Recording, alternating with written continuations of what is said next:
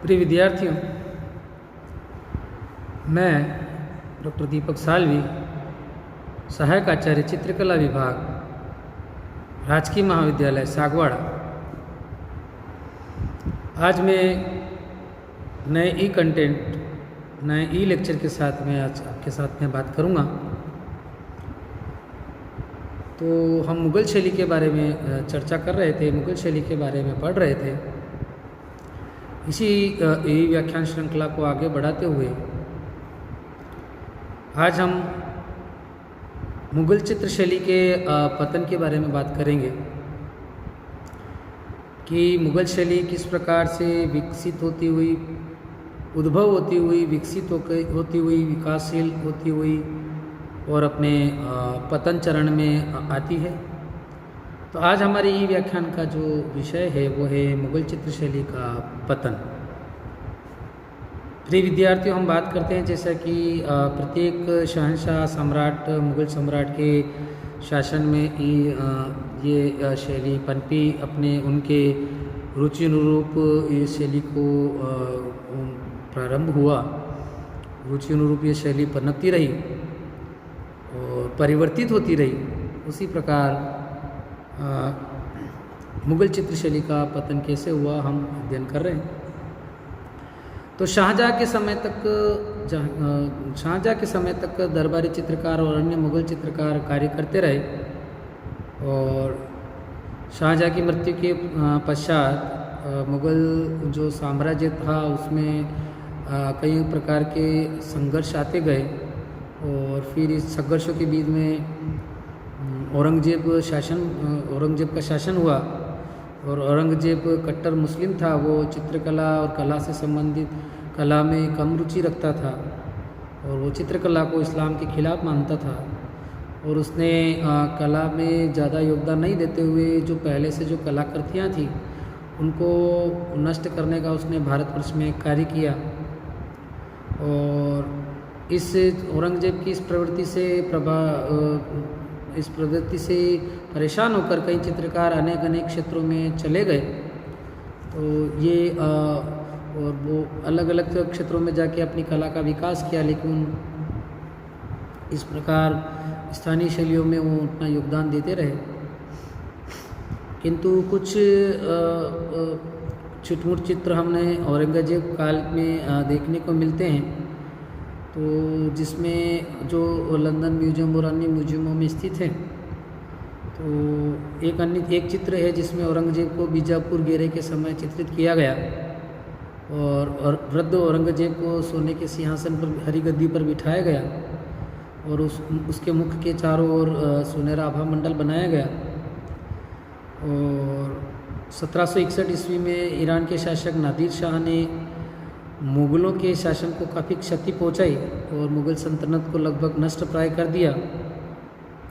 और कुछ समय पश्चात मुग़लों का जो रहा शासन था वो आलमगीर द्वितीय के समय समाप्त हो जाता है। इसके बाद के शासकों में इनकी शक्तियाँ मुग़ल शासकों की क्षीण होती गई और वह केवल नाम मात्र के शासक रह गए। और जो मुग़ल कला का जो सुंदर रेखांकन था, कोमलता थी, रंगों का सूफियापन था, सजीवता थी, वो लगभग नष्ट होने लगी। और 18वीं सदी के आसपास कहीं मुग़ल चित्रशैली में नई जागृति आई, पुनः चित्रों के विशेषताओं में बदलाव आया और औरंगजेब का उत्तराधिकारी जो आलम शाह, जो बहादुर शाह के नाम से भी जाना जाता है, वह एक विलासी जीवन व्यतीत करने लग गया और कलाओं के प्रति कुछ रुचि बताने लग गया। इसके पश्चात जहांदार शाह गद्दी पर बैठा और इसके समय का रोम संग्रहालय में संग्रहित एक चित्र है, दरबारी चित्र, जिसमें दरबारियों के नाम लिखे हुए और हल्के रंगों और सुनहरे रंगों का प्रयोग किया गया। इसके पश्चात कला विलासी और शासक कला विलास और उनकी प्रति कला का लगाव था। उसके बाद में जो मुग़ल चित्र की विशेषताएँ जो थी वो क्षीण होती रही। सुलिपि में कठोरता व अपरिपक्वता आती गई, रेखांकन भी कमज़ोर होता गया। चित्रों की सजीवता में, जैसा कि पहले बताया गया था कि सजीवता में कमी आती गई। तो कुल मिलाकर मुग़ल चित्र शैली का धीरे धीरे पतन होना शुरू हो गया या अंतिम समय में अपने प्रवेश करने लगी। तो प्रिय विद्यार्थियों, भारतीय चित्रकला के इतिहास में दृष्टिपात किया जाए तो हमें ज्ञात होता है कि मुगल चित्र शैली अनेक कारणों से भारतीय चित्रकला में अपना महत्वपूर्ण स्थान रखती है। और मुगल चित्र शैली के कारण कला में नए प्रयोग होने लगे, नई रंग रोशनाएँ आई, नए भाव आए, नए विषय आए, और इसका भारतीय कला के साथ में समन्वय होता गया, जिससे चित्रकला का सर्वांगीण विकास हुआ। और मुगल कला प्रेमी मुगल शासकों ने भारतीय साहित्य को भी लोकप्रिय कथानकों का चित्रांकन कराया। मुगल शासकों की यह स्थायी देन भारतीय कला के इतिहास में अविस्मरणीय है। और मुगल चित्र शैली की ठोस एवं सुंदर पृष्ठभूमि राजपूत शैली की परंपराओं को लेकर पहाड़ी और उसकी विभिन्न उपशाखाओं के जन्म के कारण भारतीय कला को एक नई दिशा मिली। और जैसे जैसे शहंशाहों का कला का जितना सम्मान होता गया, वैसे वैसे मुगल चित्र शैली पल्लवित होती गई, विकसित होती गई। और शहंशाह बाबर से लेकर औरंगजेब के समय तक भारत के सांस्कृतिक, सामाजिक, साहित्यिक उत्थान एवं पतन का वास्तविक स्वरूप हमें तत्कालीन चित्रों को देखने से ही प्राप्त होता है। तो प्रिय विद्यार्थियों, ये मुगल शैली का आपके इतना सुंदर जो अध्याय है उसका अंत हुआ। प्रिय विद्यार्थियों, ये मुगल चित्र शैली को के अब विशेषताओं के बारे में बात करेंगे। क्यों मुगल चित्र शैली को भारतीय कला में इतना महत्वपूर्ण स्थान है, क्या विशेषताएं रही होगी। तो हम बात करते हैं मुगल चित्र शैली के विशेषताओं के बारे में। मुगल चित्र शैली को मुख्य रूप से दो भागों में बांटा जा सकता है। पहला भाग ईरानी चित्र शैली के चित्र तथा दूसरा भाग भारतीय चित्रांकन परंपरा के चित्र। और मुगल कला में इन दोनों चित्र शैलियों का महत्वपूर्ण समन्वय दिखाई देता है। और मुगल चित्र शैली भारत में ही नहीं अपितु एशिया और विश्व के कला में अपना महत्वपूर्ण स्थान रखती है। जिस प्रकार मुगल साम्राज्य भव्यता, ऐश्वर्य और वैभव के साथ उदित हुआ, उसी प्रकार मुगल चित्रों का आकर्षण एवं विशेषताओं ने भारतीय कला में अपना महत्व अलग ही स्थान बनाया, जो इस प्रकार है। सबसे पहला आता है विशेषताओं में रंग। तो मुगल चित्रों में राजस्थानी लघु चित्रों के तरह ही रंग देशी रंगों का प्रयोग किया गया। और प्रमुख रंगों में गेरू, हिरोंजी, रामरज, राजवर्ती, नीला, जिसको लेपिस लाजुली भी बोलते हैं, मुल्तानी मिट्टी, सोना तथा चांदी का प्रयोग किया गया। रासायनिक रंगों में सिंदूर, सफ़ेदा, पीला आदि प्रमुख है।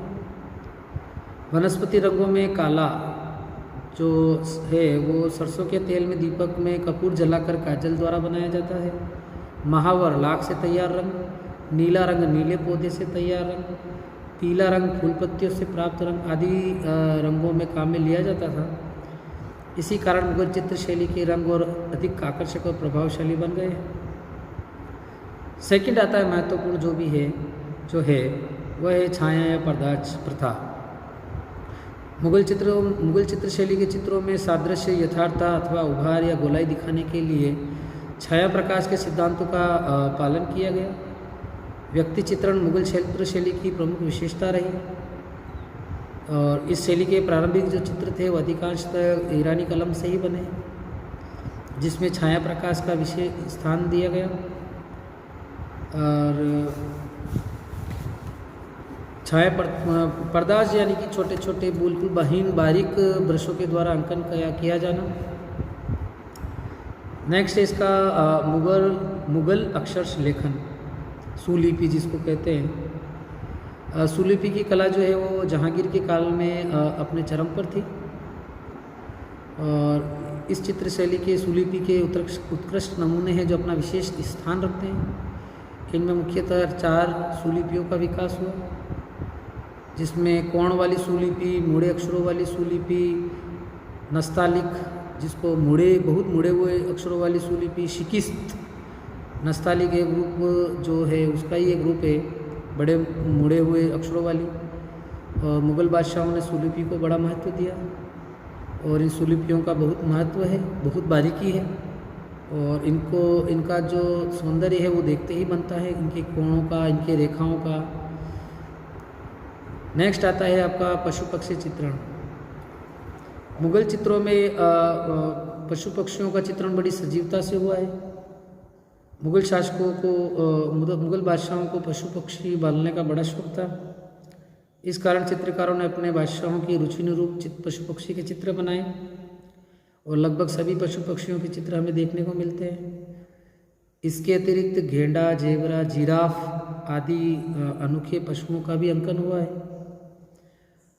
कि पशु पक्षियों का इतनी बारीकता से, इतनी कोमलता से, सजीवता से अंकन हुआ कि वो देखते से ही पशु पक्षी का आसानी से हमें आभास हो जाता है। नेक्स्ट है आपका चित्रों का विधान और उनकी साज सज्जा। इस शैली के अधिकांश चित्र कागज पर बनाए गए हैं। अच्छी किस्म का कागज गोदकर खूब चिकना कर लिया जाता था। चित्रकार एक घुटने पर बैठकर ताजी तबीयत से इस पर रेखांकन करता था। शरीराकृति के रेखांकन बनाने को भूत बांधना कहते हैं। इसे काले रंग से बनाते थे और शबीह के रेखांकन को ठेके की कलम कहते थे। इसमें एक चश्म चेहरा व एक ही बार में अंकित कर दिया जाता था। नकल बनाने में हिरण की खाल की झिल्ली का प्रयोग किया जाता था, जिसे चरबा कहते थे। इसमें छिद्र कर गेरू या काजल से खाका बना दिया जाता था। रेखांकन के उपरांत चित्रकार इस टिपाई को ध्यान में रखकर बारीक तुलिका से इसके विवरण को अंकित कर दिया जाता था, जिसे शबीह लगाना कहते हैं। इससे चित्र में असलियत, सजीवता आ जाती है। अन्य प्रकार के चित्रों में इसे सच्ची टिपाई कहते थे। रेखांकन के पश्चात चित्रकार एक एक करके रंग भरता था और चित्र सूख जाने पर उसे घोटता जाता था। इसे गदकारी अथवा रंगामेजी कहते थे। बहुत पतले रंगों का प्रयोग किया जाता था। एक रंग को सूखने के पश्चात दूसरा रंग लगाया जाता था। शरीर का रंग भरने को चेहरा ही कहा जाता था और चमकदार रंगों को चूह चूहा कहा जाता था। अंतिम रेखांकन को खुलाई कहते थे।